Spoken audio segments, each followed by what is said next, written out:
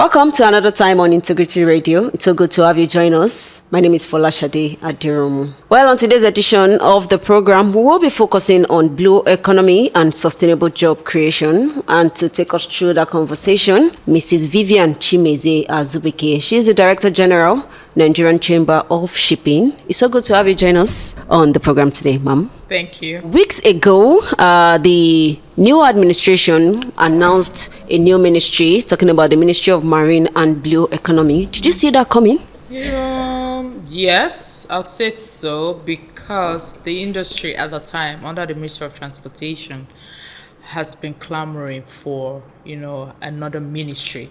Although we were asking for a ministry for maritime affairs, but now we have marine and blue economy. I think they have some relationship and it's a good development and we're happy to have it. Okay, so since the creation of this, ministry by this administration, we've had diverse option as regards, like you said now, having a ministry for maritime affairs.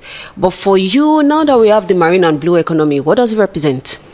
For me, the marine and blue economy represents the effective use of our marine resources and also the sustainability of the same resources. I think the marine and blue economy is a little more diverse than the maritime. More diverse than what we were clamoring for, what we wanted actually. The marine and blue economy represents the use of the blue economy, which is the water resources or ocean resources, and you know that it's not just about the use of maritime or shipping. It's more or less like use of sustainable the resources, including fishing, mining, and every other resource that you can get from the ocean. But one thing is very important, and that's the sustainability of the ocean resources. All right, so looking at the shipping sector, at least that's where you represent, talking about the Nigerian Chamber of Shipping. Now we have the marine and blue economy. How do we marry shipping and, this new ministry? Yeah, shipping is basically the driver of the economy, and you cannot take away shipping from marine, and you can't take it away from maritime affairs. And also, when we talk about shipping, we know that it's not just about, moving of goods and services only. It's also about various stakeholders that are involved in shipping. There's a lot of relationship, and it's quite critical, to the movement of So if you're looking at what we had in existence before the introduction of this new ministry, how do we get to quantify more of our efforts? And now that we're having this new ministry, how do we, still quantify this to see where we are going and where we'll be in future? For me, it's all about how prepared we are. We've looked at the economic impacts of having marine and blue economy, but we have to look at how we want to optimize it. Let's see some of the impacts that this ministry has, in stock for us as a nation. Yeah. What are some of the impacts? I think when I was thinking about it, I think that there's going to be a lot of interrelationship with other ministries, because what we have presently in Nigeria is that when it comes to fishery, it's the Ministry of Agriculture that handles fishery. Yes. So in my mind, I'm thinking, are we going to take it off from the ministry? Or we're going to have a lot of relationship with them? We also have the Ministry of Mines and Steel. So there's going to be a lot of relationship. And then when we come to the other side of it, which is shipping, we already have that going on for us. So I feel that the ministry already has some stakeholders whom they are already involved in drafting the policies. I feel that it's very critical that we also get the policy to drive the industry. Because what we've had in the past is the Ministry of Transportation. Exactly. And then we've had some policies that drive the industry from that perspective. And now the marine and blue economy is a new thing for us. I said new, not that it's relatively new, but that is something that we have now identified. It is something we haven't worked with before. And we have not worked with it before. Stakeholders must be involved to be part of the driving of the policy. And then we should also look at other countries, especially in Africa, who have modeled it effectively. Okay, so still looking at the fact that, the blue economy is a key component of the 2030 agenda for the Sustainable Development Goals, especially with the idea that so many opportunities in this new ministry, as it were. So how do we as a nation begin to fit in? Nigeria has been part of so many the United Nations. We've seen a lot of things that we're doing in that regard. For us, I think that we need to first of all have our policy in place, and I'm sure that when we start looking at that, we could also involve the international organizations who are involved in this blue economy, especially UNEP, and also United Nations, when it comes to sustainable development goals.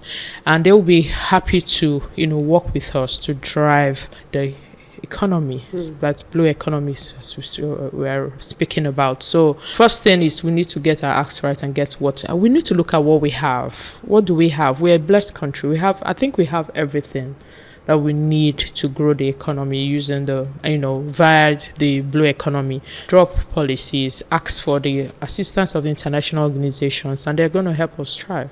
So far, let's even come to the Chamber of, Shipping. I know you sometimes come up with various programs that can help us drive initiative like this. So what are some of the, things that you have lined up that, the new ministry can begin to look into for implementation? So what we want to do, or what I would advocate for, is that we should have a lot of engagements, and we're looking at having that engagement with the minister. I know there are some things that they already have doing, or some kind of plans that they have, but I think it's important to involve the stakeholders. Like I said, blue economy is quite vast. It's not just maritime. Maritime is just an aspect of the marine economy. But soon we would have to confirm from him when he's ready to have that conversation with us, and not just the Chamber of Shipping. Now we're talking about the stakeholders in the industry. All right, so some have said that the new ministry has the capacity to generate more than $1.5 trillion per year globally, and will still provide, jobs for over 30 million Nigerians, with the idea that a lot is, like you've been mentioning, a lot is, there for us in this new ministry. So how can the blue economic sector contribute to job creation in Nigeria? We need to look at the grassroots, from the grassroots. Now, there are some things that we have had to experience in the past. Okay, we've experienced a lot of displacement from those on the coastal areas of the industry of the country, just because of what we call development. There are some things that, like when you're taking the port, you displace some of them, and some of them are literally losing, their livelihood, their source of livelihood. These are the people that make up the blue economy value chain. We need to encourage small-scale aquaculture, fishing, and then the use of the marine resources, like the ones that we have readily available, like the seaweed. Have people that we can use such for medicine. So, but I think that it will help us to grow the economy via establishment of some industries. Now we have factories that you have around such coastal areas and settlements. That way you are involving the grassroots, you're involving everyone that is involved in the value chain. So it's not just looking at it from the big scale.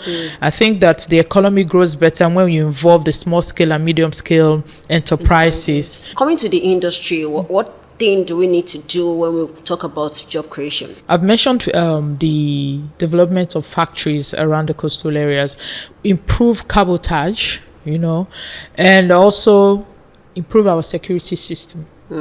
I think it's one of the things that we have to deal with. And I think it's also going to be one of the main of the industry if we do not look at it critically. If we're talking about blue economy on the other side, which is maritime transportation and the land sea, there must be an interrelationship between the land and the sea. We should also look at technology advancement, innovations. So it's just a whole lot of improvements and developments, and we shouldn't be looking at it just from the area of growing the economy. We should look at it along the side of improving the livelihood of people. All right, so one thing that has been on the mind of many and still being experienced rather in the industry is the fact that we have lesser women participation in maritime. How do you see women coming on board and participating? I think we have the women that are there. Maybe we should have a policy that involves inclusion. We have the expertise. We just need to be given the opportunity to be involved, to be part of it. You're not thinking we should have possibly maybe special training or something for the women to make them... man, well, we're not the only one who will need the training. The men will also need the training because it's relatively a new industry.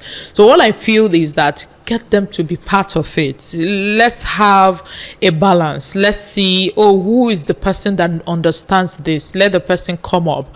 So let it be a situation where you're hunting for the best minds, and I'm sure that you're going to get women to be part of it naturally. I like that.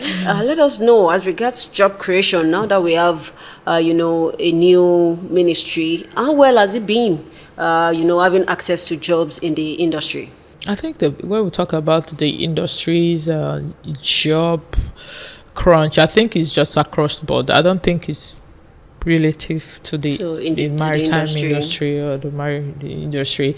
And I think that also that when we come to jobs, it all depends on what exactly the person wants to achieve or what you want, because the industry is quite diverse. We have seafarers, we also have lawyers, we also have operators, we have vessel owners, we have pilots, so it's just diverse. So it all depends on what exactly we want. But then again, what are the jobs this new ministry is adding to existing ones that we have?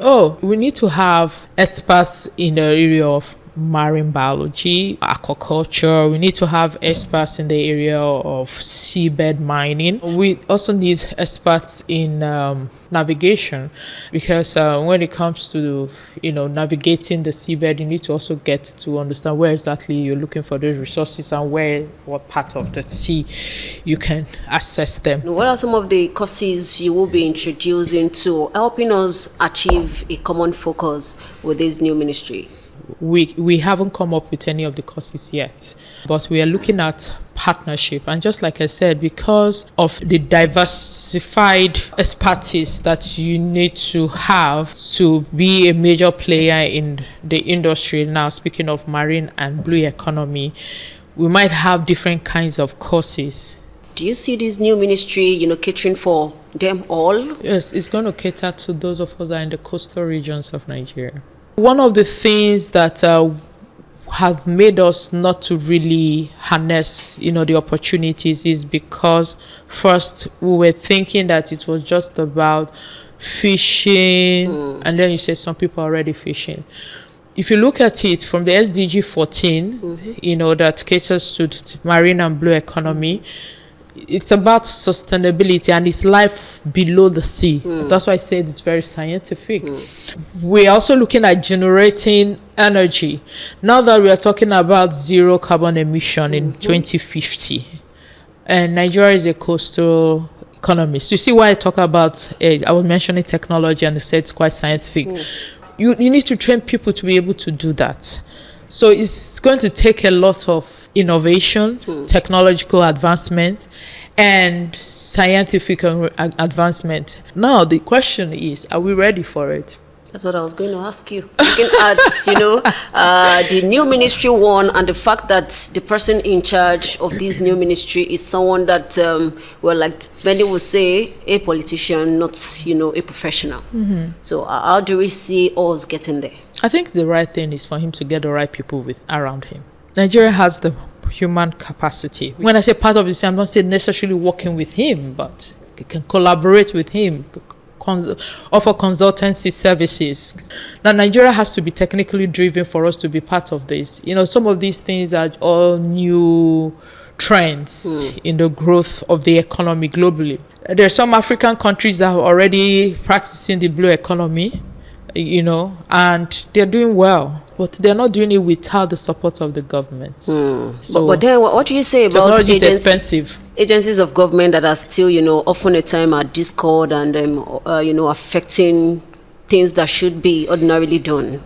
So how do we manage that in cases like this? Yeah, I think the thing is that if you look at some of our policies, some of them are intertwined. So sometimes it just naturally gives a feeling of tussle. It's not like it's intended, but it looks like, oh, so we were asked to do this and then you also asked to do it. So I think we should have clear cut, policies, especially now. I know we have an existing policy. I mean, we have not even passed our national transport policy yet. Yes, at the time we were under the Ministry of Transport, and now we have marine and blue economy. So we are now start talking about a new ball game. So policies should be clear cut. Let's know where this one stops and where the other one begins. But my big question now is, how do we sustain these jobs that are being created by the ministry? One of the first things that happened when the minister came on board was to announce the economic potential of the ministry.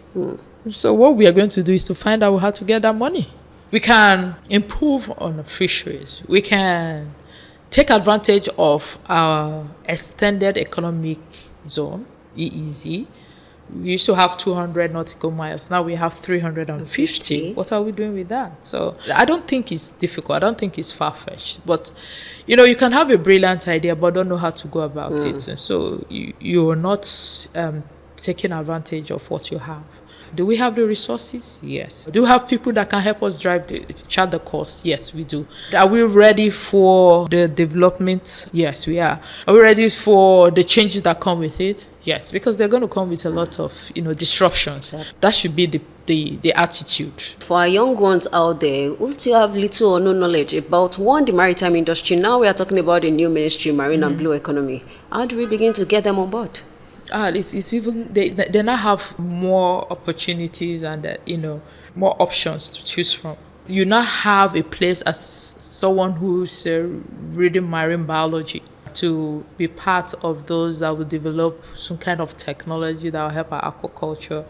You now have an opportunity to go into courses that have to do with ocean sustainability, because sustainability is the key goal. You now have people who can also go into scientists who can look at how you can generate power that can power vessels from the water.